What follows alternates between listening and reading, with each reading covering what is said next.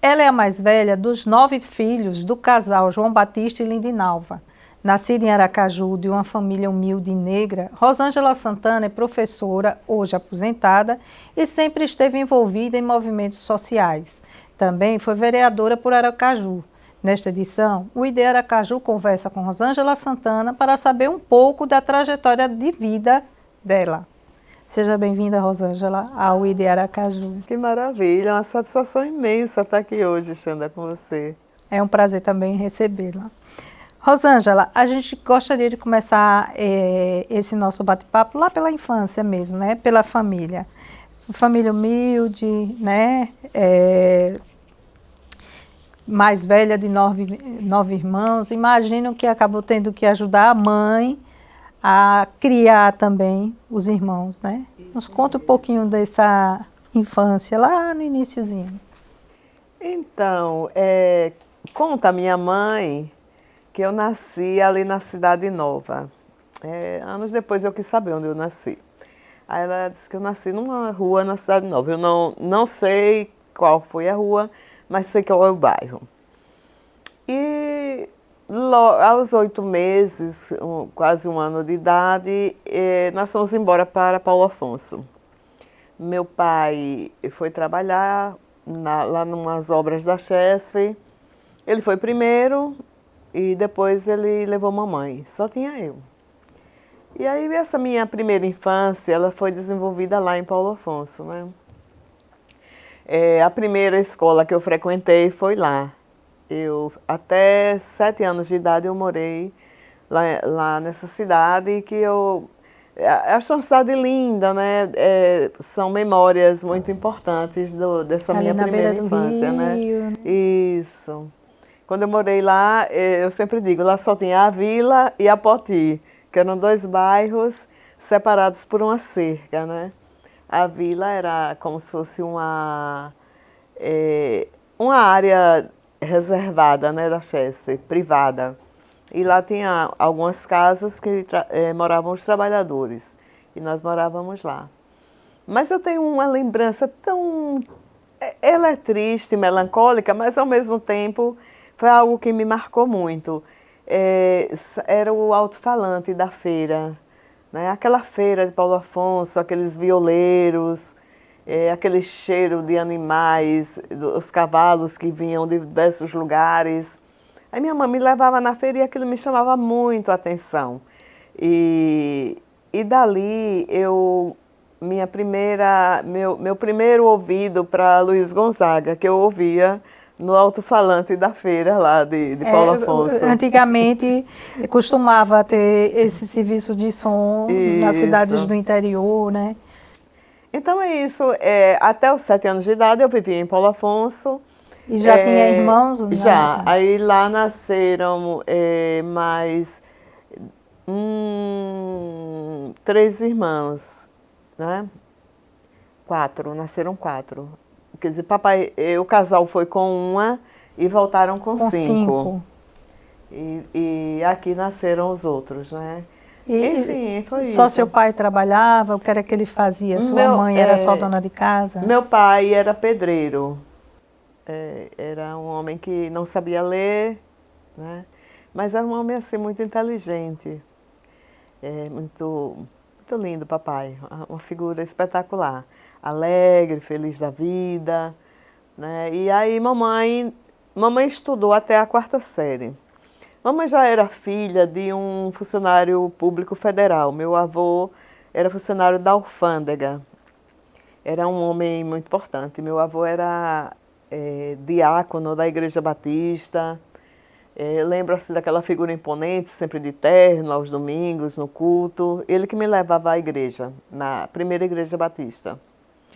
E minha mãe tinha uma vida mais equilibrada. Meu pai não, meu pai veio do interior, ele veio de Paulo Afonso e veio em busca de melhoria de vida, né?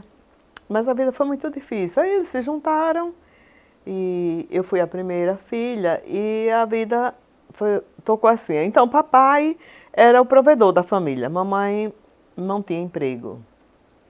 Mas ela é empreendedora, né? Esse ano eu estava lembrando, no aniversário dos 90 anos dela, que os empreendimentos dela todos faliram, mas ela nunca desistiu. Isso é importante, né? Mamãe trabalhava de várias coisas, mas assim, profissionalmente ela foi costureira, ela foi modista. Que chamavam antigamente modista, né? Ela trabalhava, antes de casar com meu pai, em um ateliê de uma senhora famosa, Dona Duquinha. Diz que era uma senhora que tinha só um braço. E ela costurava, assim, para outra sociedade sergipana. E minha mãe trabalhou lá. Então, eu aprendi a costurar com minha mãe. Eu também sou costureira. Rosângela, de Paulo Afonso, a família retornou para Aracaju por quê? Meu pai foi demitido. A Chesf fez um corte. Terminaram algumas obras e aí ele foi, né, nesse corte, como eles chamavam, né, fui no corte. E aí ele retornou, pegou a indenização e comprou um terreno aqui em Aracaju e construiu a casa. Em que bairro? Aqui na rua Permínio de Souza, no bairro de Cirurgia. Que quando nós fomos morar lá, chamava Baixa Fria. Era um lugar aqui em Aracaju que ninguém queria ir morar. Hoje é muito valorizado, né? É ali do lado da escola técnica. Quando nós fomos morar lá, não existia a Avenida Desembargador Mainá. Imagino, né, que ali era tudo um areal. Era, né? Areal. Nossa, como eu brinquei naquelas areias. Bom, né? Aquela ladeira dali da rua Riachão, acho que é Riachão, ou é Gararu, do lado da Suíça, era nosso tobogã, né? Eu sei qual é, ela é bem inclinada. Isso, então ali não tinha asfalto, a gente descia na areia branca, eram dunas de areia branca. Então a gente foi morar ali, num charco, um lugar muito, na época era muito ruim, né? Lá não tinha água encanada, não tinha luz elétrica. Mas a criançada não deixava de brincar, né? Nossa, como a gente adorava aquelas lagoas. E até pescava, né? As piabinhas. Então, ali tinha até pitu, porque tinha um riacho que descia da linha de ferro, na Avenida Rio de Janeiro, e vinha pela Permínio de Souza. Era um pequeno rio, um riachinho. E ali tinha traíra, tinha pitu, e a gente rasgava o mosquiteiro para do cone do mosquiteiro fazer um jereré. Mamãe era que adorava, né? Mamãe gostava. Mamãe batia, a gente apanhava, mas comia pitu. Aí ela gostava. Então. Quer dizer, valia a pena a traquinagem. Então, era bom. Essa família grande, 9 irmãos, né? Era mais companheirismo, tinha briga, davam trabalho demais aos pais, como é que era? Veja, assim, eu que fui praticamente responsável pela criação dos meus irmãos, porque mamãe precisava trabalhar.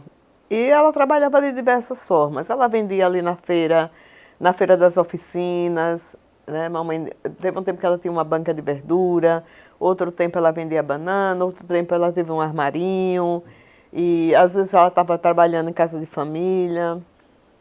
E eu sempre cuidando dos meus irmãos. E a gente brincava muito e brigava muito, né? E eu, quando era necessário, fazia papel de mãe e também batia nos meus irmãos. Dava umas palmadinhas. Dava umas palmadinhas. Mas foi muito boa, foi uma infância assim, muito feliz, porque nós vivemos em um período onde não tinha violência, né, externa.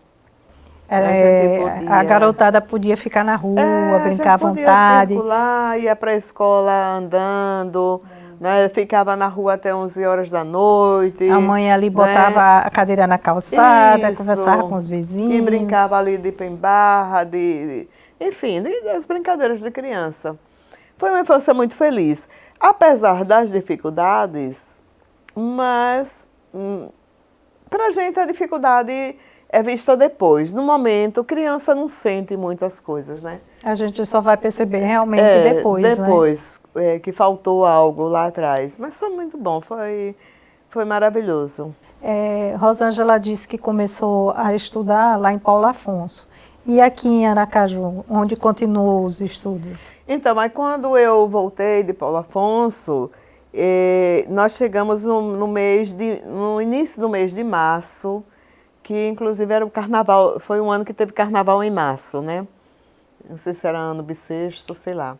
E aí mamãe não encontrou vaga para a gente estudar na escola pública.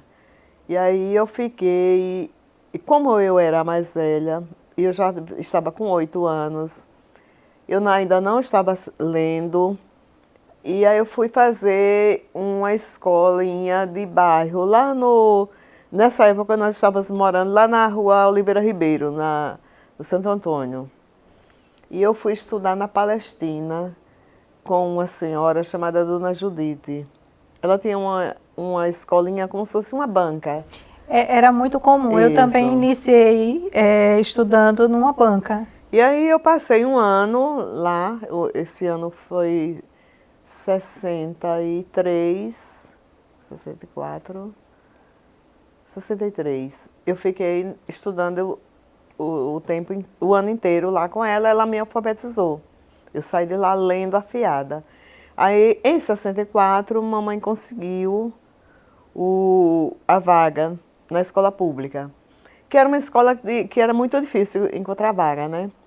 E aí eu fui estudar na escola de aplicação Dr. Leandro Maciel. Essa escola não existe mais, mas ela era uma escola laboratório da escola normal. Era um anexo, né? Onde hoje funciona a TV Aperipê, a Rádio Aperipê, aquele complexo Aperipê. Uhum. Ali era a escola de aplicação. Que até hoje tem até um portãozinho, né? Isso, que separa as duas escolas. Então ali eu entrei, eu reiniciei aos 9 anos, eu comecei na primeira série. E aí, assim, mas eu já sabia ler, mas eu já era uma aluna muito adiantada. Isso foi muito bom para mim, porque eu consegui ser uma aluna sempre à frente da minha turminha, mais velha e mais sabida. Ah, bom, né? E fez o curso de normalista, como chamavam antigamente, então, né? E como eu já estava dentro do complexo da escola normal, aí eu fiz até a 4ª série, ali eu chamava 4º ano primário, e tinha terminalidade. Eu teria que fazer o exame de admissão ao ginásio. O ginásio tinha na escola normal. E aí eu fiz o exame de admissão e fui aprovada, né? Era um vestibular que nós fazíamos para ingressar ao ginásio. Eu fui aprovada, fui para o ginásio na escola normal. Aí cursei 4 anos do ginásio e mais 4 anos do curso pedagógico, né? Foi o meu curso profissionalizante. E aí eu virei professora. E por que a escolha pela pedagogia? Foi uma coisa natural ou porque já convivia ali na escola normal? É porque não foi natural, eu diria que não foi natural. Terminou sendo, porque era a única porta que estava aberta para mim. E aí eu fui seguindo a energia, né? O que aparecia, eu fiquei vamos ali, dando continuidade, isso, né? E aí eu me formei lá. A gente soube que Rosângela casou cedo, né? É. Como foi conciliar, assim, casamento, estudo, trabalho, filhos? Aí foi minha primeira e grande guerra. Porque lá naquela minha cabeça de adolescente, papai era um homem muito rigoroso, né? Ele não deixava a gente passear. E eu, adolescente, querendo ir dançar, querendo ir aqui, acolá. E papai me trancando. Curtia uma matinê que tinha antigamente, então, né? E aí eu imaginava que se eu tivesse a minha casa, eu seria uma pessoa independente, eu mandaria na minha vida, né? Aí veio a paixão, primeiro namorado, e aí lá vou eu. Quando eu vi, eu estava grávida e eu estava feliz da vida, ia casar, ia ter minha casa. E fui embora. No primeiro dia que eu cheguei lá na minha casa, aí eu olhei assim o mundo, eu disse, eu acho que eu errei. Mas não tinha mais volta. Aí eu fiquei, como é que eu volto? Como é que eu refaço esse percurso, né? Não tem como. E aí foi uma batalha grande, né? Bom, aí o filho nasceu, eu estava iniciando eu estava no primeiro ano do ensino médio, do hoje ensino médio. Estava com 17 anos. Aí eu fui pedir à minha mãe para cuidar do meu filho, para que eu pudesse continuar estudando. E ela aceitou. Né? Mãe, né? Mãe, coração de Ela mãe é sempre aceitou. assim. E aí eu fiquei nessa história, cuidando junto com ela, né? E aí fui, terminei. E aí nesse período, aos 19 anos eu engravidei novamente. Mas isso eu perdi. Não sei porque não foi um aborto provocado. No 6º mês, foi um parto prematuro. Como naquela época não tinha grandes recursos, né, ele ainda chegou em vida na maternidade. Era um menino. Se estivesse vivo hoje, teria 48 anos. Seria um homem. E aí eu perdi e pronto. Aí isso era o quê? 19 anos, eu estava no 3º ano pedagógico, aí veio a finalização do curso. Quando eu terminei, eu pensei assim, o que é que eu vou fazer da minha vida? Eu trabalhava freelance, né? Eu vendia perfume, eu costurava, porque aí ia entrando uma renda, né? Para ajudar o marido, que era pobre. E aí, então, quando eu terminei meu curso, eu disse, eu quero trabalhar. Aí eu fui procurar emprego lá no Distrito Industrial. Quando eu cheguei por lá, e tinha assim, vaga para costureira. Eu sou costureira, me candidatei. Aí fui, só que o horário era noturno. Aí eu disse, mas eu quero assim mesmo. O primeiro dia que eu fui, eu morava lá no bairro Santos Dumont. E transporte lá era muito difícil, né? Em 1975. 1975. E aí eu cheguei em casa meia-noite. E o marido não queria abrir a porta para eu entrar. Né? Porque não era hora de uma mulher casada chegar Tá em na casa, rua, né? mesmo trabalhando, né? O filho estava com a minha mãe. E aí ele ficou irado, não quis abrir a porta, aí eu insisti, abre a porta e entrei. No outro dia eu fui falar com meu pai. Disse, olha, pai, está acontecendo isso e eu queria saber sua opinião. Aí ele disse, deixa ele para lá, vai trabalhar. Ai, que pai bom. Você precisa trabalhar. Eu só vou lhe pedir uma coisa, quando você receber seu primeiro ordenado... Detonar o marido? Não, você compre material que eu vou fazer sua casa. Ah, bom. Aí eu fiquei cheia de vida, né? E assim eu fiz. Aí eu construí minha primeira casa, ali pelos idos dos meus 23 anos, eu estava construindo a casa, eu e meu pai. Eu trabalhava, mas eu só fiquei 3 meses nesse emprego, porque eu sou muito rebelde.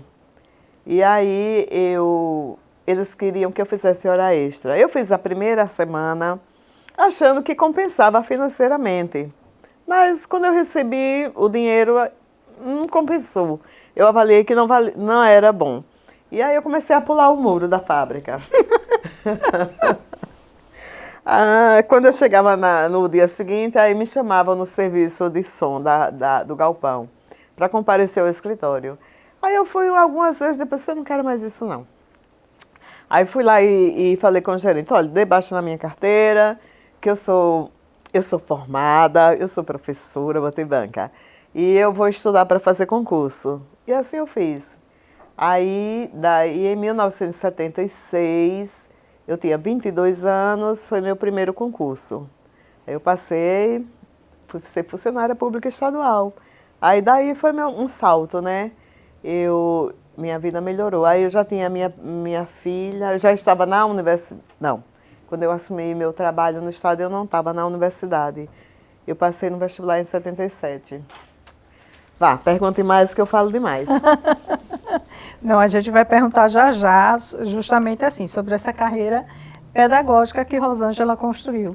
Mas antes, a gente vai ouvir um depoimento de uma pessoa, né, falando sobre Rosângela. Pode dar um play aí.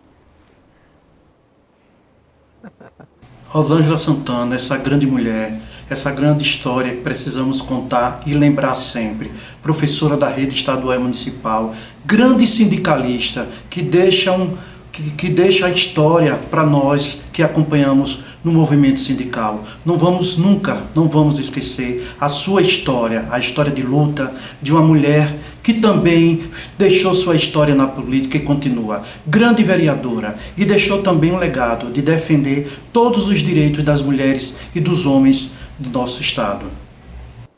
Adelmo, meu companheiro, velho, de luta. Aí eu conheci, era um bebezinho, muito jovem, quando a gente ingressou na rede municipal. É um parceirão. Obrigada, Adelmo, aí pelas palavras. Rosângela, a gente vai só um intervalozinho e retorna já, entendeu? A gente vai saber um pouquinho mais da história de Rosângela Santana, entrando agora pelo lado, né, da professora. O ID Aracaju retorna já.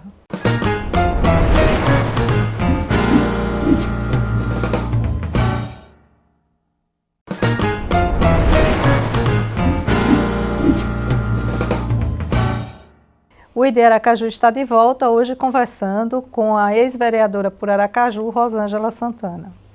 Rosângela, a gente gostaria agora, né, você já falou um pouco da história, né, e do concurso, que resolveu então ir para a faculdade, né, então a gente gostaria de iniciar esse nosso segundo bloco falando justamente sobre a carreira pedagógica que Rosângela construiu, né. Quando foi, de fato e de direito, que Rosângela assumiu uma sala de aula?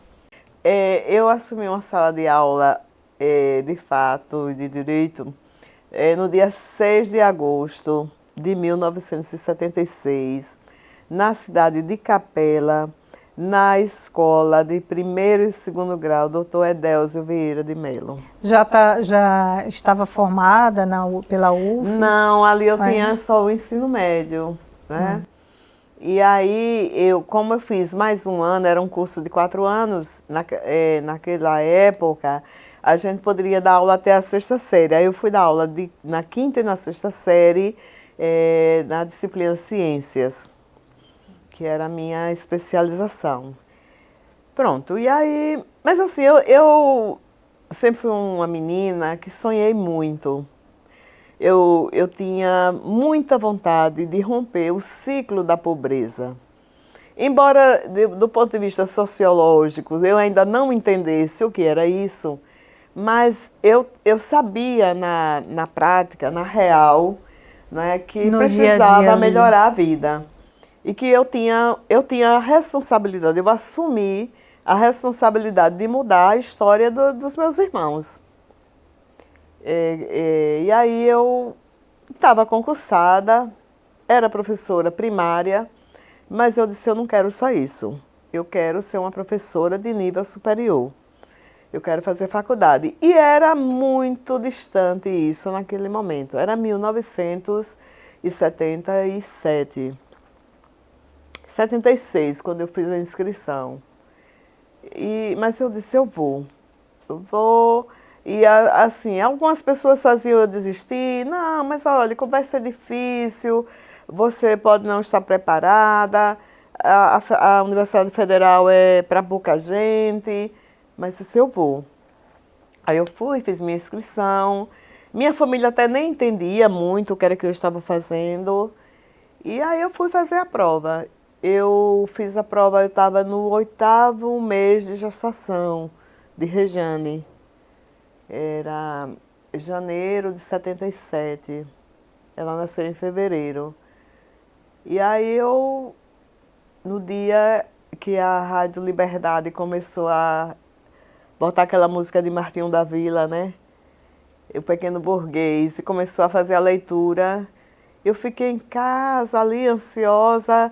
Pedagogia era o último curso, praticamente, a informar. Nossa, eu me lembro, a rádio lia o nome por nome de quem tinha passado, curso por curso. Quando saiu meu nome já era quase 1h da tarde. Aí eu fiquei super feliz, foi um dos momentos mais lindos da minha vida, né? Foi aquele, porque aquilo foi divisor de águas, né? Eu sempre digo que ainda hoje é muito importante para qualquer jovem ter o direito de ir à universidade. A universidade não pode ser um privilégio, ela precisa ser um direito, porque é o direito do acesso ao conhecimento. Não passar por lá é não conhecer, né, uma parte importante da história do mundo, né, da história do meu lugar, da minha própria história. Então aquilo mudou a minha vida. Aí eu fui para o segundo semestre, comecei a estudar. E na universidade eu encontrei um momento político de muita efervescência, né? Em 77 nós estávamos na briga pela abertura política. Os estudantes estavam nessa briga. E me chamava muito a atenção aquelas faixas na universidade, né?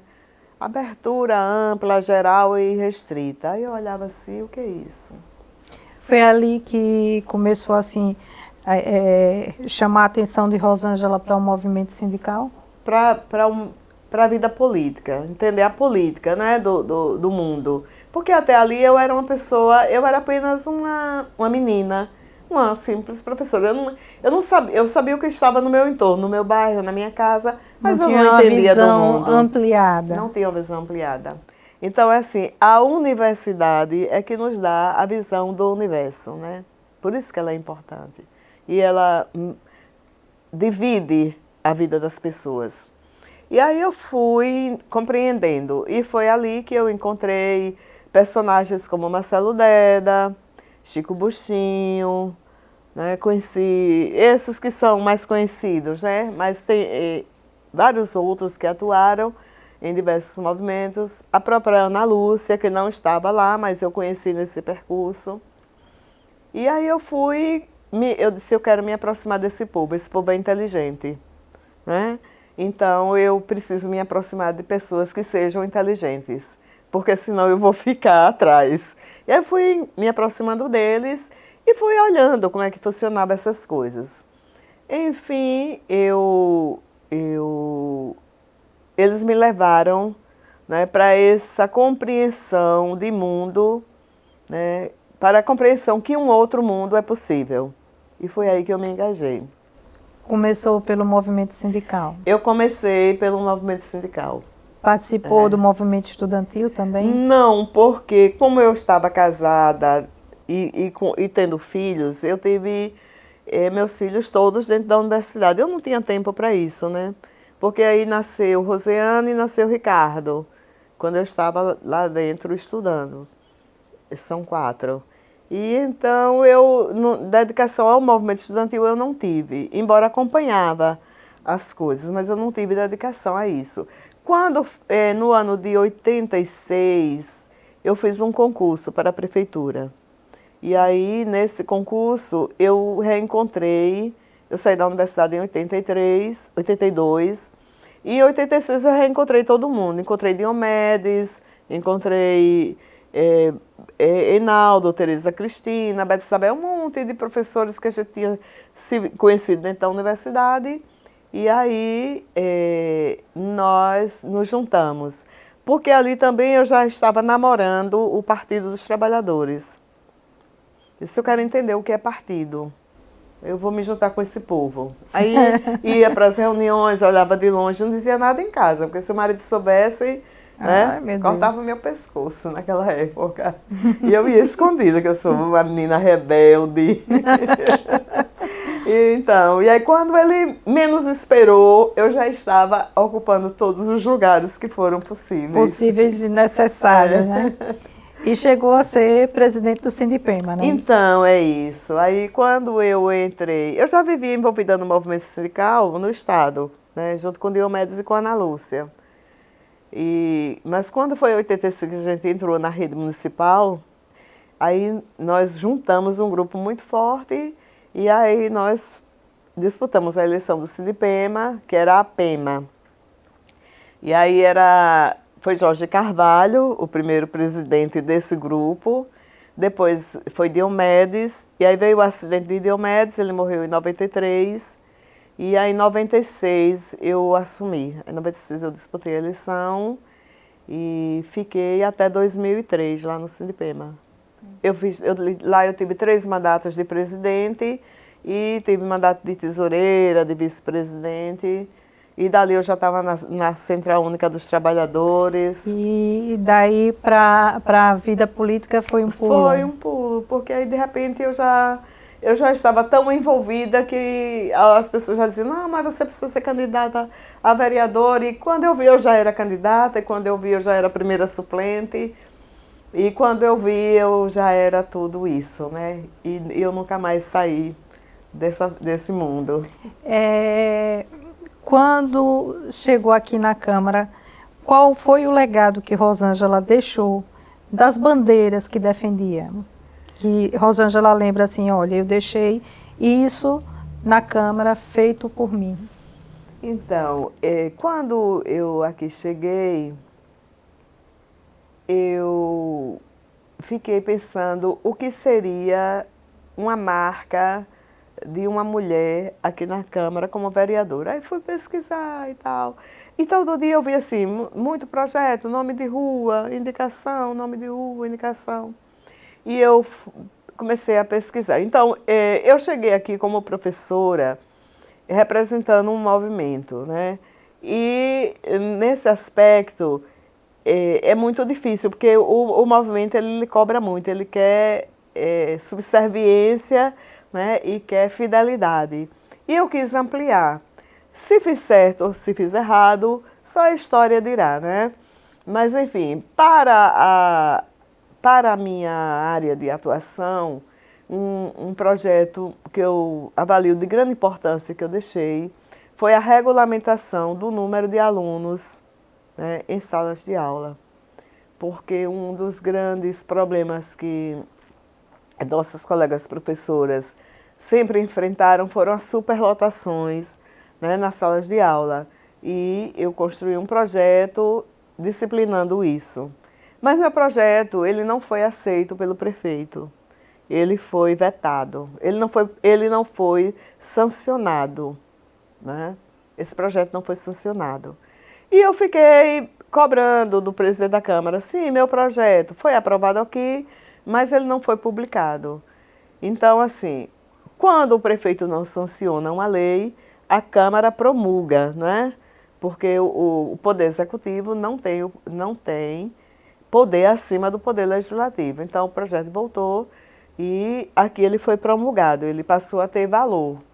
Mas não tinha valor porque não estava publicado. Como o Diário Oficial era do Poder Executivo, então o prefeito não publicava o meu projeto.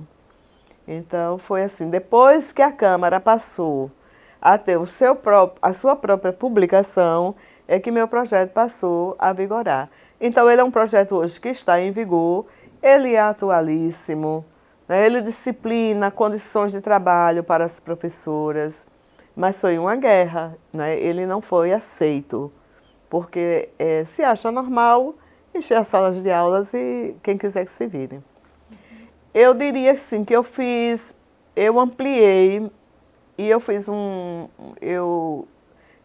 projeto aqui que tem uma importância também muito grande. E ainda hoje eu disse, Senhor, onde anda o vigor desta lei? Porque é uma lei. Eu fiz uma emenda à lei que institui o Instituto de Previdência dos servidores do município de Aracaju, permitindo que companheiros ou companheiras homoafetivos sejam reconhecidos como dependentes para fins de pensão por morte, para fins de todos os benefícios que o Instituto de Previdência do município de Aracaju destina aos casais héteros. Esta lei também não foi aceita pelo prefeito. Foi para lá e ele não sancionou e não, portanto, se não sancionou, não publicou. Foi o mesmo processo. Então, assim, eu fiz leis naquele momento que talvez elas não estivessem, digamos assim, sendo compreendidas, né? Podemos dizer que eram leis além, um pouco avançadas para a época, né? Mas eu estava ouvindo os anseios, né, de uma base minha e de pessoas que visitavam a Câmara e que a gente abria as portas, sorria para todo mundo. O Dia Municipal de Combate à Homofobia foi um projeto da vereadora Rosângela, que institui o dia 17 de maio como Dia Municipal de Combate à Homofobia. Foi um projeto que o movimento LGBT, que hoje é QI a mais, trouxe para cá e eu abracei. Foi meu esse projeto. E ouvindo essas pessoas, eu fui construindo as ideias. Enfim, eu diria que assim, a história vai contar, né? Se naquela época era o momento certo, se não era, se valeu a pena avançar e se não valeu. Mas eu digo sempre que o novo, ele não pode demorar, porque senão ele envelhece, né? O conservador, ele aposta justamente nessa demora, né? Não, a gente não aceita agora, ainda não é o momento, e aí a ideia envelhece. E, de fato, você vai tirando o direito, prejudicando pessoas. Enfim, eu avalio que fiz tudo no momento certo. Rosângela, além de vereadora, você chegou a ser secretária, né? Quais outros cargos exerceu também na vida pública? Eu fui secretária de Educação na cidade de Aracaju, no período de 2003 a 2004. E depois disso, eu fui, em 2006, diretora, presidente do Instituto de Previdência do município de Aracaju. Além disso, assim, eu fui membro do Conselho Municipal de Educação, representando os professores do município de Aracaju. Ocupei por uns três mandatos espaço ali no Conselho Municipal de Educação, também ajudando a construir, né, processos, né, ali naquela casa que disciplina a educação no município de Aracaju. Vamos a mais um depoimento? Vamos. Então, gostaria de parabenizar todas as mulheres brasileiras em nome da professora Rosângela Santana, uma mulher mãe, hoje já bisavó, que me ensinou muito, né? Deixou um grande legado na minha formação profissional, na minha formação enquanto um militante político de esquerda, e hoje eu quero parabenizar todas as mulheres em nome dessa mulher, dessa ex-vereadora, dessa professora que usou da pedagogia política para deixar um grande legado na cidade de Aracaju, e eu sou um fruto desse legado. Professora Rosângela, muito obrigado mesmo, e que Deus a abençoe e dê forças, porque a senhora ainda continua na luta política, não é, para que nós tenhamos um país mais democrático e que os direitos das mulheres sejam mais respeitados. Muito obrigado. Florisval. Foi Deus. Um aluno?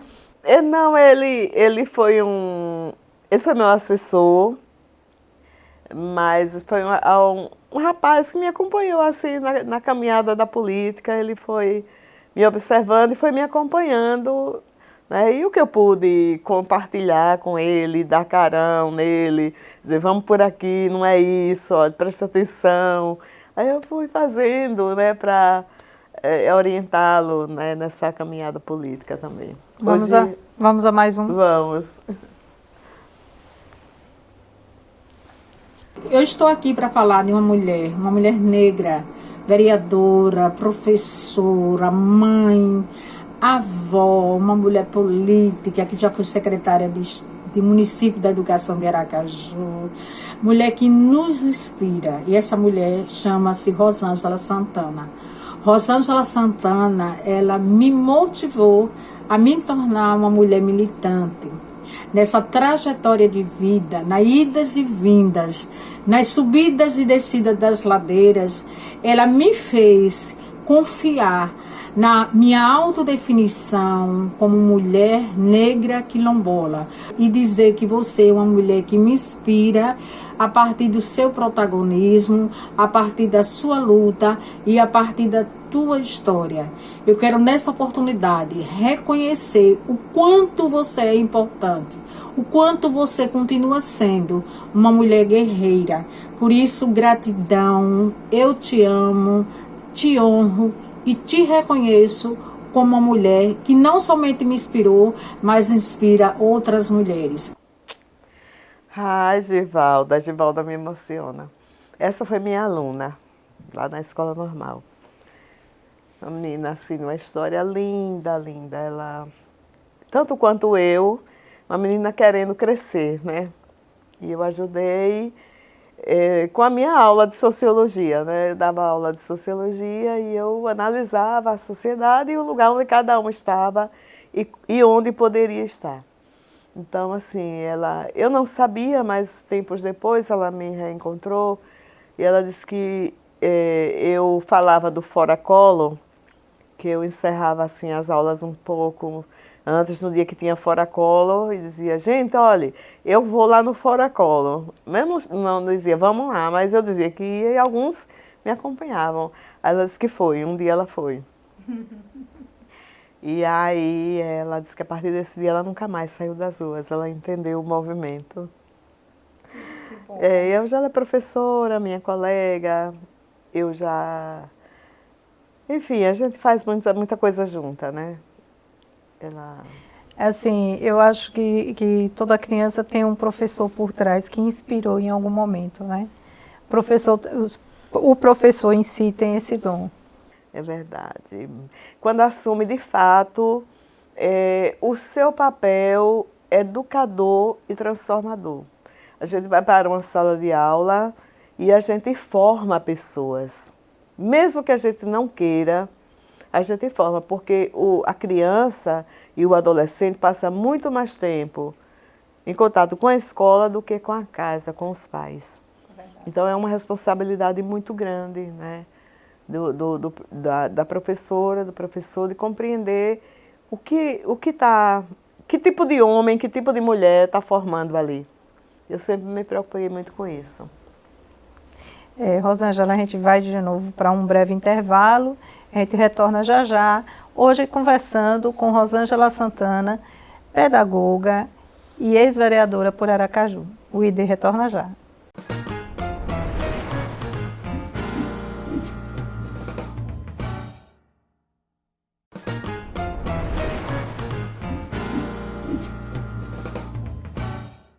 Estamos de volta com o ID Aracaju, hoje conversando com Rosângela Santana, ex-vereadora aqui da capital sergipana.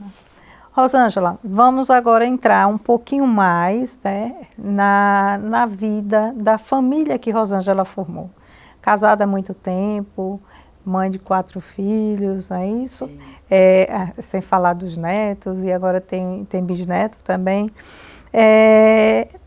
E você disse assim, que se formou tendo os filhos.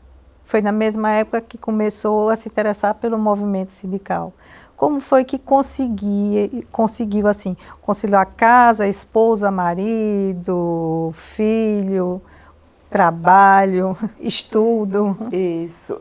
Primeiro eu consegui porque eu tive uma grande parceira, né? Foi minha mãe que me permitiu circular, porque ela foi a mulher que cuidou dos meus 4 filhos no primeiro momento, né? Mas eu tinha compromissos assumidos com ela também, né? Não era assim, mamãe só fazia. Ela me ajudava, mas eu ajudava muito mamãe. Porque assim, eu disse para ela, a senhora me ajuda porque eu preciso lhe ajudar a trazer meus irmãos. Eu saí de casa com 17 anos, deixei minha irmã, a que ficou tinha 13, a mais velha. Então era um compromisso de ajudar ela a criar os 6 filhos que ficaram, porque éramos 9 mais 2 foram precocemente, né, ainda na primeira infância.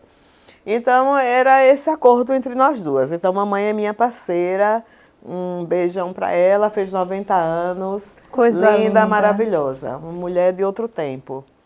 Então, e o segundo passo que eu dei foi quebrar as regras do casamento. E aí, já naquele momento, eu disse, eu vou para o tudo ou nada. Se ele quiser ficar comigo, ele fica, se não, dane-se. E aí, eu fiz assim, eu vou botar barreira. Se ele pular, ele fica. Se ele não pular, não, se ele pular a barreira, ele vai. Se ele não pular, ele fica. Eu pensava isso sozinha, né? Morrendo de medo, porque amava, né? Era o amor da minha vida. Mas não tinha amor certo para o que eu queria. Então, aí eu falava assim, olha, eu vou viajar, vou fazer um curso e os meninos vão ficar com a mamãe. Aí ele fazia a cara de marido brabo, né? Aí disse, mas não tem jeito, eu vou. Era a barreira. Aí eu viajava morrendo de medo. Eu dizia assim, quando eu voltar, será que ele vai estar em casa me esperando? Ah, mas se ele não tiver, é um problema dele. Entendeu? Eu dizia assim, quando eu voltava ele estava lá. Eu disse, então eu posso continuar indo. Continuar. Então, assim, você pode dizer que a família sempre apoiou, o apoio da mãe já tinha? Então, eu tive o apoio da minha mãe e o apoio dele foi o apoio que eu forcei. Eu impus, eu me tornei forte, né? E aí eu sempre digo que eu estudava muito o pensamento masculino para entender como é que eu devia me posicionar para fazer o enfrentamento, né? E os filhos? Não cobrava não a presença da mãe? Não, porque mamãe fez assim, senti falta, óbvio que eles sentiram, né? Mas estava com a vovó eles ali estavam com a fazendo os avó. E vó né? é vó, né? Então era uma casa grande, onde morava, e além dos meus, tinha o de minhas irmãs também, que saíam, ia estudar, ia trabalhar, e mamãe cuidava de todo mundo ali, dividia a comida e tal, e quando ela se irritava, ela puxava a orelha, ela botava de castigo, mas ela cuidava muito bem dos netos dela. Então foi assim que eu fui fazendo o enfrentamento. Mas é óbvio que teve também resistência, né, de alguns membros de família. Não era comum na década de 70, de 80, principalmente na faixa que eu circulava, né, mulheres estudarem e trabalhar. Não era comum, mas aí eu disse, não, isso não é para mim. Se vai para ficar comigo, eu vou estudar, eu vou trabalhar e eu quero muito mais. E aí eu fiz e deu tudo certo. O que é que Rosângela se preocupou em passar para os filhos? Né? Que legado Rosângela deixou para os filhos? Eu acho que, assim, eu penso, né, que eu deixo para eles, que ainda está em construção, né, eu deixo para eles uma lição de coragem, uma lição de honestidade, né, de bom senso com as coisas, de trabalho, de muito trabalho, né. Ensinei para meus filhos sabem cozinhar, sabem lavar, então lavam roupa, lavam prato, cuidam de casa. Não só, né, as mulheres. Não só as mulheres, porque eu quis fazer homens diferentes. Eu vejo às vezes eles em conflito com as minhas noras, porque elas querem ser donas da casa e eles são os donos da casa, né? Deixo para minhas filhas, né, e construo isso constantemente com elas, a lição de que elas não são obrigadas, né, a fazer o que elas não querem, né, que elas podem estar onde elas quiserem, né. Deixo para elas a minha própria história, né, como exemplo para eles e para elas. Eles sempre olham assim, às vezes eles se assustam com a mamãe, né, porque mamãe às vezes de repente faz algumas coisas que não estava no script. Para onde manhã vai? Manhã vai. Manhã vai. Rosângela hoje está aposentada. E o tempo, o que é que Rosângela faz? Se dedica a quê hoje? Hoje eu estou aposentada e eu faço assim, eu faço tanta coisa, Xanda, peraí, viu? Eu vivo em círculo. Eu costuro, eu estudo, eu ministro cursos, Paparica os netos. eu paparico meus netos, né? Enfim, agora eu estou cuidando de plantas, né? Quem olhar meus stories, né, vai ver que todo dia eu estou lá mostrando minhas flores, né? Enfim, mas assim, eu sou uma pessoa que eu não tenho rotinas. Eu não sou dada à rotina. Então eu tenho a minha máquina de costura e na semana que eu quero costurar, eu abro, faço uma coisinha que eu quero, fecho e guardo. Aí alguém pergunta, você faz isso para vender? Não, não faço não, porque aí eu tenho rotina. Todo dia eu tenho que estar fazendo uma peça para vender, isso eu não quero. Eu quero fazer quando eu estiver inspirada e quando for necessário eu sentir vontade. Então é isso. E vivo, não me afastei da vida partidária. Agora mesmo eu sou dirigente do Partido dos Trabalhadores, estou assumindo funções. Né? Hoje eu estou coordenando o setorial de educação do Partido dos Trabalhadores. E isso vai me levando, né? Quando eu sair daqui, eu já estou indo resolver questões, né, nesse âmbito do partido, porque eu acho que é o que me deixa hoje viva, é o que me deixa bem, é o que me deixa informada, né, do mundo. Eu estou fazendo minha atuação partidária. Esse meu partido, que foi, o PT para mim é como o primeiro marido, eu nunca deixei. Duas coisas que eu não deixei, foi o primeiro marido e o Partido dos Trabalhadores. Rosângela, antes da gente finalizar a nossa entrevista, uma mensagem que você gostaria de deixar para as mulheres, né? Porque você foi uma mulher à frente do seu tempo, né? Uma mulher que foi lá, batalhou, estudou, veio de família humilde, negra, né? E galgou o seu caminho. Que mensagem você gostaria de deixar para as mulheres?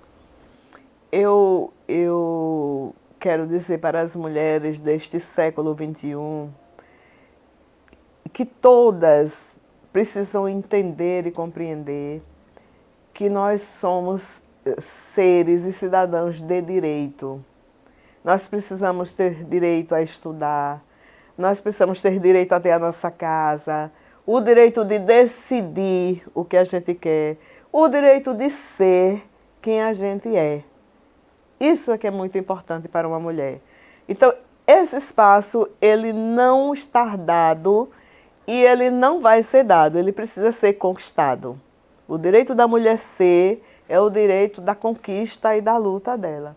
Portanto, mulheres que têm uma história como a minha, e mulheres que estão na estrada, e mulheres que estão querendo chegar, nós temos uma mensagem: ninguém solta a mão de ninguém. Né? Vamos lutar para que tenha um outro mundo para nós. Um outro mundo precisa ser possível para as mulheres. Não é mais admissível que as mulheres sejam mortas porque elas não querem ficar com determinado companheiro. Nós não somos mercadoria. Nós não temos, ninguém tem a nossa posse. A gente tem que ter o direito de ficar com quem a gente quer. Então temos que lutar contra o feminicídio, nenhuma forma de violência, direito ao trabalho, direito à educação, direito à vida. Essa é a mensagem que eu deixo nesse 8 de maio do ano de 2022 para as mulheres da minha cidade, do meu estado, do meu país. Vamos, antes da gente finalizar, a gente tem um último depoimento. Vamos ouvi-lo aqui. Isso é da minha peita. Olá, hoje eu vim aqui falar sobre Rosângela Santana, né? Eu, como filha, a mais velha das mulheres, né? Vim aqui falar um pouco da história dessa mulher negra, mãe de 4 filhos, de 6 netos e uma bisneta, né? Exemplo de tudo para a nossa vida, né? Rosângela, como mãe, ela parece uma leoa, né? Ela não deixa que nada abale a nossa integridade, ela sempre muito prestativa, muito cuidadosa, muito atenciosa, sempre incentivou os filhos a correrem atrás dos objetivos, né? Nada de moleza, porque na vida dela ela não teve moleza. Então esse exemplo ela sempre trouxe para os filhos, né? Vem trazendo para os netos e para a bisneta que está pequenininha, mas né, já precisa começar a incorporar isso. Então falar da minha mãe não é tão difícil, né? Desde muito cedo ela precisou trabalhar e estudar, né? Era um sonho dela, ela entendia que ela só teria crescimento profissional e pessoal através do estudo, e assim ela prosseguiu, né, na vida dela. Começou muito jovem e encontrou aí algumas frentes de luta, né? Dentro da educação. Então dentro da educação ela pôde fazer um trabalho, né, para a sua categoria. Dentro da militância partidária, ela também deslanchou através de cargos políticos, de cargos parlamentares, né, e foi exemplo de luta com a mulher negra, né. Isso é uma bandeira que ela levanta, a questão da militância partidária negra. E é isso, falar de minha mãe é um exemplo de tudo, né? De mãe, de mulher, de militante, de mulher guerrida. É muito bom falar dela, assim, o exemplo que ela traz pra gente enquanto filha, enquanto filhos, né? É muito importante. E às vezes que eu encontro amigos, colegas que foram alunos dela, né? Então eu só ouço elogios, né? Ah, você é filha de quem? Da professora Rosângela? Ah, que bom, fui aluna da sua mãe, né? Minha esposa foi aluna da sua mãe e ela foi uma professora brilhante. Então são os exemplos, né? E acabou que as filhas foram seguindo também esses exemplos dentro da profissão. Essa daí é guerreira, é minha guerreirinha. Aliás, ela e meus filhos são maravilhosos, todos 4. Então é isso, assim, meu filho mais velho vai fazer 50 anos esse ano. Estamos programando o cinquentenário dele.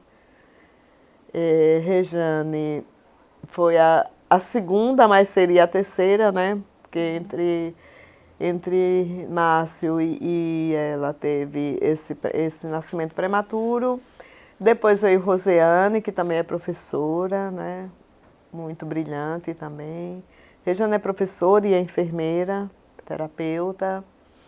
Roseane é professora de letras, professora da rede estadual. Hoje é coordenadora pedagógica da Escola Ofenísia Freire. É doutora em análise de discurso. E Ricardo é meu mais novo, tem 42 anos. E as meninas, eu não digo a idade, não. Ricardo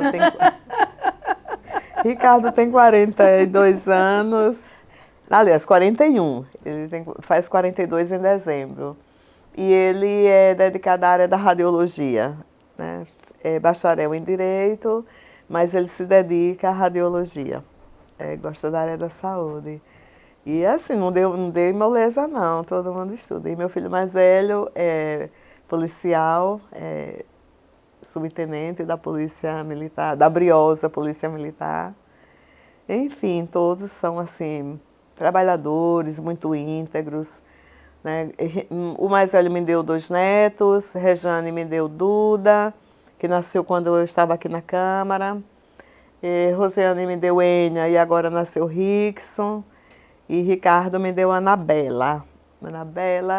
Já Rafael, que é filho do meu filho mais velho, trouxe Raila. A Raila vai fazer acho que tem 9 meses agora. É o xodózinho da casa. É, minha fofa, linda, maravilhosa. Então, eu já sou bisavó. E todo mundo diz que eu sou a única bisavó que ainda anda no salto